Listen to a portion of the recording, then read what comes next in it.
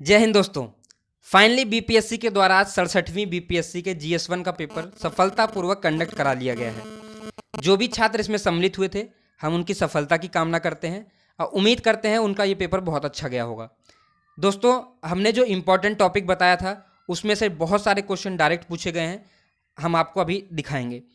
और 68वीं बीपीएससी के जितने भी छात्र तैयारी कर रहे हैं वो आप देख ले सकते हैं। यहाँ पर हम आपको बताएंगे, अपनी रणनीति आप इसी हिसाब से बनाएंगे कि कैसे प्रश्न बीपीएससी के द्वारा पूछे जा रहे हैं, और बीपीएससी का एक ट्रेंड है, उसी हिसाब से वो प्रश्न पूछता है।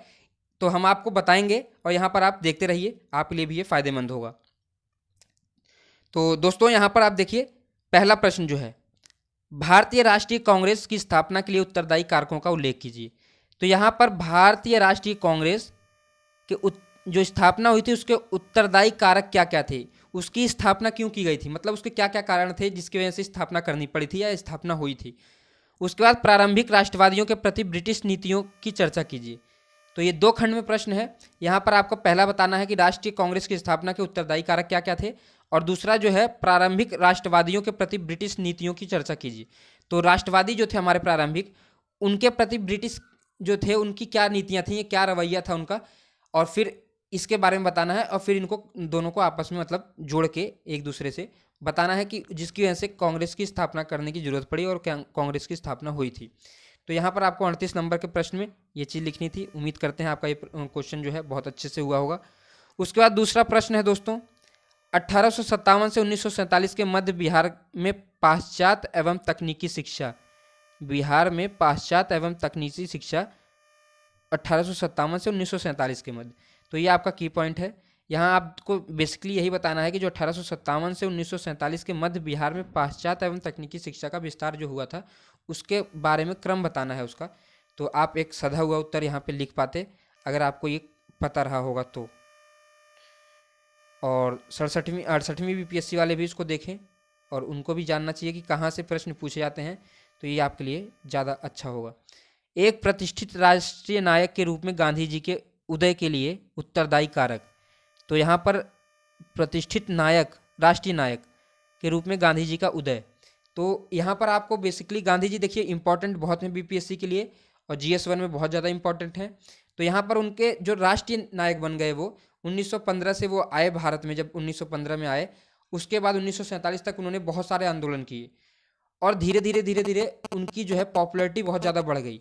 तो यहाँ पर आपको जो वो सफ़र था उनका, उसके बारे में जो उन्होंने आंदोलन किए, कैसे कैसे वो मतलब एक आम व्यक्ति से राष्ट्रीय नायक बन गए, उस सफ़र के बारे में यहाँ पर लिखना था। बेसिकली इसमें वही लिखना था जो उन्होंने बीच बीच में जो आंदोलन चलाए और जिसके वजह से मतलब देश को हमारे आज़ादी मिली, उनका भी बहुत महत्वपूर्ण योगदान था। तो यहाँ पर वही चीज़ लिखनी थी। तो आप यहाँ पे आलोचनात्मक विश्लेषण करना था आपको। तो ये चीज़ आप बहुत अच्छे से लिखा होगा और आपने तैयारी की होगी अच्छे से। तो 1942 के भारत छोड़ो आंदोलन पर एक निबंध लिखिए। यहाँ पर भारत छोड़ो आंदोलन पर एक निबंध लिखना था और यहाँ पर आपको बताना भी था क्या यह एक अनायास ही होने वाला आंदोलन था। यहाँ पर आपसे आपकी राय भी पूछी गई है कि इसका कोई खास कारण था या यूं ही स्टार्ट कर दिया गया था ये आंदोलन या हो गया था। तो यहाँ पर आपकी राय भी पूछी गई थी। उसके बाद आप देखिए दोस्तों, प्रश्न नंबर 5, मौर्यकालीन कला के प्रमुख विशेषताओं का वर्णन कीजिए। हमने इम्पॉर्टेंट टॉपिक जो बताया था उसमें ये साफ साफ मेंशन किया था, जो पाल कला है, मौर्यकालीन कला और पटना कलम पेंटिंग। तो इन्हीं से प्रश्न पूछा जाता है। तो एक से पूछ लिया गया आपसे मौर्यकालीन कला, ये आपको प्रश्न पता होगा और हमने आपको इम्पोर्टेंट टॉपिक में बताया भी था। उसके बाद संथाल विद्रोह, चंपारण सत्याग्रह, रविन्द्रनाथ टैगोर का स्वतंत्रता आंदोलन में योगदान, ये तीनों टॉपिक हमने बताए थे आपको।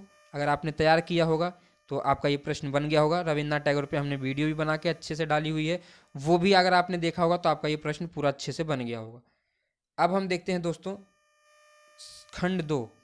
खंड 2 में करंट अफेयर रहता है और यहाँ पर पूछा गया है क्वाड, बहुत खास था, हमने इंपॉर्टेंट टॉपिक में इसको भी कवर किया था, आप वीडियो में जाकर देख सकते हैं। उत्पत्ति, सदस्यता, विकास एवं उद्देश्यों का वर्णन कीजिए क्वाड के। भारत के लिए इसका क्या महत्व है। बहुत इंपॉर्टेंट प्रश्न था ये, बहुत आसानी से अगर आपने तैयार किया होगा तो बन गया होगा। करंट अफेयर वाले सेक्शन में इंपॉर्टेंट टॉपिक था ये। उसके बाद हम देखते हैं करंट अफेयर में दोस्तों अग्निपथ योजना बहुत चर्चा में थी, तो बीपीएससी ने अग्निपथ से प्रश्न बना दिया। अग्निपथ विकास अथवा विनाश की ओर पथ है, टिप्पणी करनी थी इस पर, ये भी आपने अच्छे से कर लिया होगा। भारतीय संदर्भ में एक राष्ट्र एक निर्वाचन, ये करंट अफेयर का बहुत इंपॉर्टेंट टॉपिक था, बहुत दिन तक चर्चा में चला और अभी भी चर्चा में ही है। अवधारणा का वर्णन कीजिए तथा इसके पक्ष और विपक्ष में अपने तर्क दीजिए, ये भी प्रश्न अच्छा था। यहाँ पर आपको बढ़िया प्रश्न था ये करंट अफेयर का, आपने अच्छे से बनाया होगा। उसके बाद आप देखिए यहाँ पर रूस और यूक्रेन के मध्य युद्ध का मूल कारण क्या था, तो आपको पता था, ये भी हमने आपको बताया था इंपॉर्टेंट टॉपिक में, ये आपके लिए बिल्कुल हमने बता दिया था कि ये प्रश्न पूछा जाएगा। ये प्रश्न आप मान के चलिए लीक हो गया था। और रूस और यूक्रेन के मध्य युद्ध का मूल कारण क्या था, तो ये आपको पता होगा क्या कारण है उसका, नाटो वगैरह का जो सब चल रहा है सिस्टम और अभी तक युद्ध चल रहा है, तो ये प्रश्न पूछना लाजमी है। और उसके बाद आप देखिए, प्राय यह आरोप लगाया जाता है कि सत्ताधारी दल अपने निहित स्वार्थों हेतु संवैधानिक संस्थाओं का दुरुपयोग करता है। क्या आप इस मत से सहमत हैं? अपने उत्तर के पक्ष में तर्क दीजिए। तो जो इस समय भारतीय राजनीति में चीज़ें चल रही हैं उससे इन्होंने प्रश्न बना दिया है। तो ये भी आपको, ये आपका जो है राज्य व्यवस्था से संबंधित था, तो यहाँ पर आपको करंट अफेयर और राज्य व्यवस्था से संबंधित है ये, तो यहाँ पर आप बना चुके होंगे अच्छे से। उसके बाद आपका आता है ये खंड 3, जिसमें आपका जो है आरेखन वाली जो चीज़ें हैं, सांख्यिकी विश्लेषण, आरेखन और चित्रण, यहाँ पर भी आपको प्रश्न करने होते हैं। तो ये प्रश्न था, देख लीजिए आप। उसके बाद हम यहाँ पे दिखा देते हैं आपको, आपको क्लियर नहीं हो रहा होगा, हमने पीडीएफ जो है टेलीग्राम पे शेयर कर दिया, वहाँ से आप डाउनलोड कर सकते हैं पेपर को, और टेलीग्राम का लिंक जो है हमारे डिस्क्रिप्शन बॉक्स में है। तो दोस्तों इसी के साथ हम उम्मीद करते हैं कि आप लोग जो है अपनी तैयारी 68th वाले इसी अनुसार अब तैयार करिए।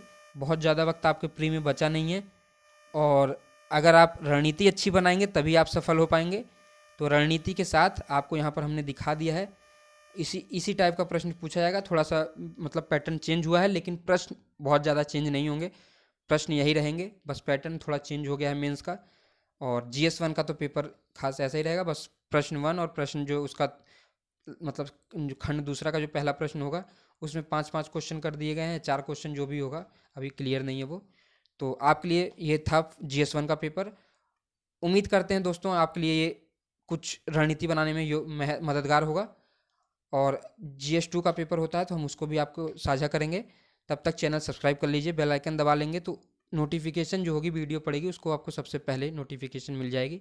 अच्छा लगे तो लाइक भी करिए, शेयर भी करिए अपने दोस्तों से जिससे कि उनको भी इससे मदद हो सके। कोई कमेंट हो या सुझाव हो तो कमेंट बॉक्स में कमेंट करिए। धन्यवाद।